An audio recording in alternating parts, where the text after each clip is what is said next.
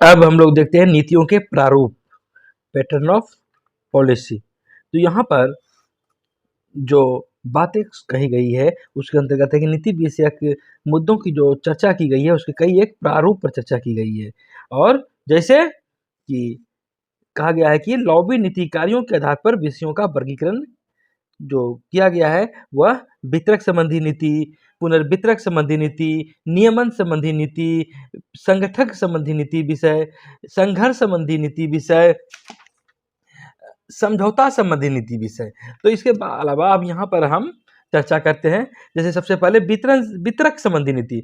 तो कहा गया कि नए संसाधन के वितरण से संबंधित जो नीति होती है वह नीति विषयक वितरक नीति उसी को कहते हैं। और यह वितरक नीति समाज के सभी वर्गों के लिए नहीं होती है बल्कि कुछ विशिष्ट वर्गों के लिए होती है। और यह आर्थिक सहायता प्रदान करने के लिए हो सकती है, या शिक्षा ऋण संबंधी व्यवस्था हो सकती है, कोई कल्याण की बातें हो सकती है, कोई स्वास्थ्य सुविधा की बातें हो सकती है, या कोई सार्वजनिक सहायता की बात हो सकती है, कल्याणकारी योजना की बात हो सकती है। तो यह वितरक नीति समझ लें कि जो लागू की जाती है यह खास वर्ग को ध्यान में रखकर। या इसका एक उदाहरण आप प्रौढ़ शिक्षा कार्यक्रम सरकार ने चलाया, तो यह भी उसका उदाहरण है। खाद्य सुरक्षा, आपने देखा कि सरकार ने 5 किलो गेहूं या जो भी चावल वो सरकार कुछ लोगों को देती रही, बीपीएल वाले को।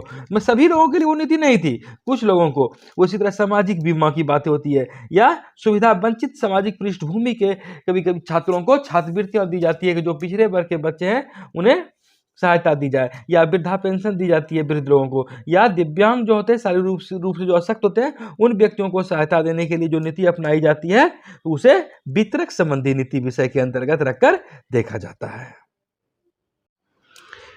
अगर हम पुनर्वितरक संबंधी नीति की बात करें तो जैसे कि पुनर्वितरण नीति के अंतर्गत जो बुनियादी सामाजिक आर्थिक परिवर्तन लाना ही इसका उद्देश्य होता है, और इसके माध्यम से जो संसाधन है उसका वितरण परिवर्तन करने से होता है। आप ये समझ सकते हैं कि कुछ सार्वजनिक वस्तु कुछ या कोई कल्याणकारी सेवाओं का वितरण है तो वह समाज के कुछ वर्गों में वो समान ढंग से होता है, और ये वस्तु सेवा पुनर्वितरण नीतियों के माध्यम से सरल बनाई जाती है, कारगर बनाई जाती है। आप ये समझ सकते हैं कि आयकर नीतियां जैसे इनकम टैक्स की बातें होती है तो आय के पुनर्वितरण के तत्वों का यह निष्पादन करती है। नियमन संबंधी नीति विषय, तो इसके अंतर्गत कुछ ऐसे भी विषय होते हैं जो रखे जाते हैं जो कार्यकलाप के विनिमय और नियंत्रण से होते हैं, और ये व्यापार, सुरक्षा उपाय, सार्वजनिक उपयोगिता आदि के संदर्भ में ये बार बार विचार करते हैं। और ऐसे नियमन संबंधी नीति के अंतर्गत हम जो बातें रख सकते हैं, जो विनियमन ऐसे स्वतंत्र संगठनों द्वारा किया जाता है जिसका कि जो सरकार की ओर से कार्य करते हैं। जैसे कि आप देखते हैं भारतीय रिजर्व बैंक, तो सरकार नहीं है लेकिन सरकार की तरफ से वे कार्य करती है, नियामक बॉडी है, वे नीति बनाती है, क्रियान्वयन करती है। टेलीकॉम नियामक प्राधिकरण है, या controller of drugs and pharmaceuticals है, औषधि और मादक द्रव्य नियंत्रक पदार्थ नियंत्रक, या registrar general of India Bharat का महापंजीयक है, या भारतीय प्रतिभूति नियमन बोर्ड है, SEBI securities and exchange board of India, ये सारे, या इसके अंतर्गत हम भारतीय क्रिकेट कंट्रोल बोर्ड, ये सारे नियामक कार्य में लगे हुए हैं।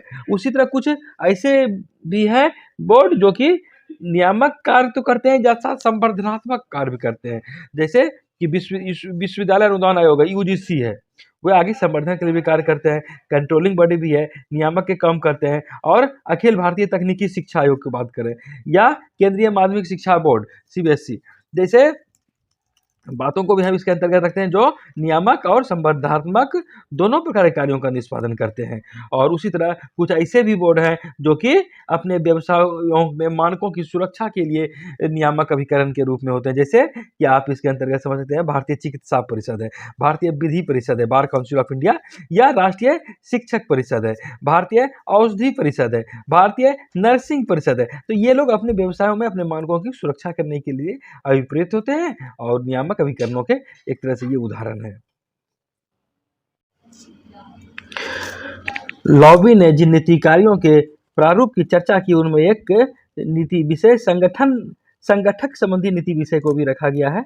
और इसके अंतर्गत वे कहते हैं कि संगठक नीति विषय का संबंध किसी संस्थाओं की स्थापना से या किसी संस्थाओं के पुनर्गठन से है, और इन नीति विषयों में से प्रत्येक भिन्न शक्ति क्षेत्र बनाता है। और यहाँ पर बात कही गई है कि लॉबी के इन नीतियों की आलोचना भी की जाती है कि राजनीति के संबंध में जो उन्होंने अपने संगठन संबंधी नीति विषय की बात की गई है। आलोचक कहते हैं कि उनकी नीति एक पक्षीय की बात है, कर्मानुसार, अविश्वसनीय और संदिग्ध परीक्षणीयता को उत्पन्न करता है।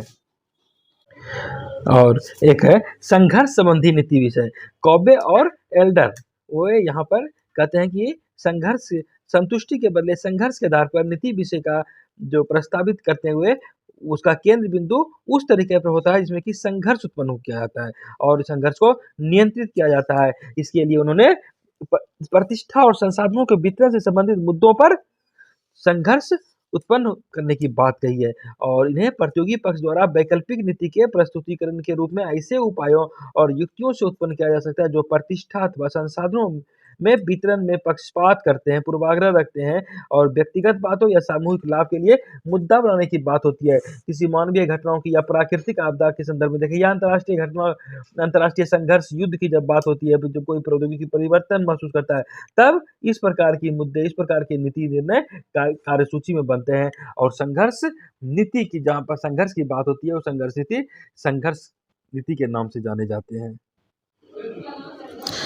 समझौता संबंधी नीति विषय, यहाँ पर इसके जनक इस बात को रखने वाले विद्वान हैं हॉगवुड और विल्सन। वे कहते हैं कि विभिन्न परिणामों की संभावना जब देखते हैं उस दृष्टिकोण से लागत और लाभ का मानदंड का प्रयोग करते हैं, जो कि वही लाभ या वही मानदंड समझौता और विरोध का स्वरूप बनाता है। और इसके माध्यम से कई तरह के उसके पास विकल्प आते हैं और कहीं यही कारण है कई बार पुनर्वितरण विषय भी आ जाते हैं कि जिसमें यह समझौता अंतर्निहित हो जाता है कि कौन क्या पाता है, कौन कितना प्राप्त करता है, कितना कम पाता है।